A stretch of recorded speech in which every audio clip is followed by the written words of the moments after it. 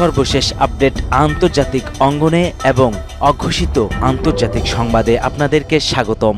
আসসালামু আলাইকুম।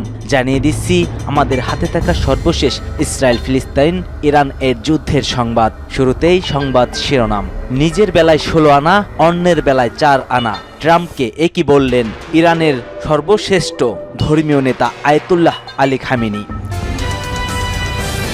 জানিয়ে দিচ্ছি মার্কিন যুদ্ধ বিমান দিয়ে রাশিয়ায় অ্যাটাক। ইউক্রেনের F-16 যুদ্ধ বিমানটি ভূপতিত করেছে রাশিয়ার পুতিনের বাহিনী। এদিকে দর কষাকষিতে সংখ্যার খেলা, ট্রাম্প এবং চীনের প্রধানমন্ত্রীর পাল্টা হুমকি।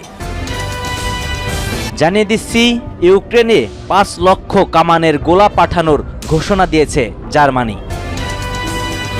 আরও জানিয়ে দিব পশ্চিমা যুদ্ধ বিমান আবারও কিনতে যাচ্ছে ভারত। এতক্ষণ শুনছিলেন সংবাদ শিরোনাম, এবার বিস্তারিত। তবে তার আগে আপনি যদি ফিলিস্তিনকে ভালোবেসে থাকেন এবং ইরানকে ভালোবেসে থাকেন, অবশ্যই কমেন্ট সেকশনে ইয়েস লিখে আপনার সমর্থনটি নিশ্চিত করুন।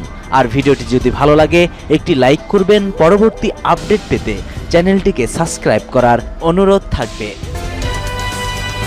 মার্কিন F-16 যুদ্ধ বিমান ভূপতিত করেছে রাশিয়া।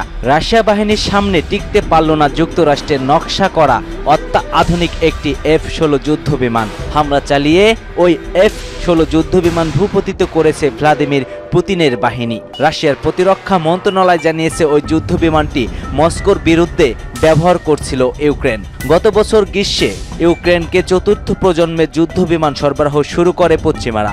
এরপর যুদ্ধের মোড় ঘোরানোর চেষ্টায় যেসব ব্যবহার করছে কিয়েভ, কিন্তু যুদ্ধ বিমানগুলো রাশিয়ার বাহিনীর বিরুদ্ধে কাঙ্ক্ষিত ফলাফল বয়ে আনতে পারছে না। এই পরিস্থিতিতে কিভাবে ব্যবহার করা F-16 যুদ্ধ বিমান ধ্বংস করার ঘোষণা দিল রাশিয়ার সামরিক বাহিনী। রুশ প্রতিরক্ষা মন্ত্রণালয় জানিয়েছে ইউক্রেনের বাহিনীর একটি F-16 যুদ্ধ বিমান ভূপতিত করেছে তাদের আকাশ প্রতিরক্ষা ব্যবস্থা। মন্ত্রণালয়ের নিয়মিত ব্রিফিং এর তথ্য জানানো হয়, তবে পুনরায় ঘটনার বিস্তারিত জানায়নি কোনো রুশ প্রতিরক্ষা মন্ত্রণালয়।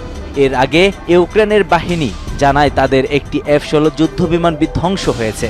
কী কারণে ওই যুদ্ধ বিমান বিধ্বংস হয়েছে তা খতিয়ে দেখতে একটি আত্মভাবীয় কমিশন গঠনের কথাও জানায় কিয়েভ। কয়েক মাস ধরে পক্রোভস্ক শহরের দক্ষিণে সবচেয়ে ভয়াবহ লড়াই চলছে। দামস্কে অঞ্চলে এই শহরটি দিয়ে মূলত যুদ্ধ অস্ত্র সরবরাহ করে ইউক্রেন। এখন রুশ বাহিনীর মূল লক্ষ্য নোভোপা ভলিভিকা শহরে। তারা এখন সে দিকেই অগ্রসর হয়েছে। সেখানকার খেরসনেরও জোরদার হামলা চালাচ্ছে মস্কোর বাহিনী। পাল্টাপাল্টি এই হামলায় এখন পর্যন্ত কোনো দলই পিছিয়ে নেই। চলছে যুদ্ধ, রয়েছে চলমান।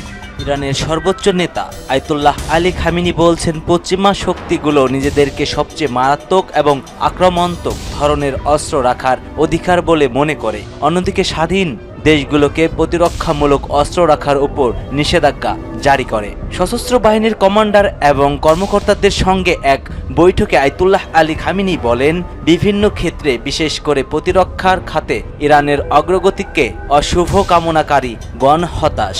তিনি আরও বলেন, সশস্ত্র বাহিনী দেশের ঢাল এবং যে কোনো আগ্রাসীর বিরুদ্ধে জাতির আশ্রয়স্থল। সশস্ত্র বাহিনীর প্রস্তুতি, অস্ত্রশস্ত্র এবং সাংগঠনিক সক্ষমতার প্রশংসা করে এবং পাশাপাশি খামেনি তাদের জাতীয় কর্তব্য কার্যকলাপের পালনের জন্য সফটওয়্যার এবং হার্ডওয়্যার সম্পর্কিত ব্যবস্থা গ্রহণ করার আহ্বান জানিয়েছে। তিনি বলেন, হার্ডওয়্যারের পাশাপাশি প্রতিকূল প্রচেষ্টা মোকাবেলায় সফটওয়্যার প্রস্তুত অত্যন্ত খুবই গুরুত্বপূর্ণ।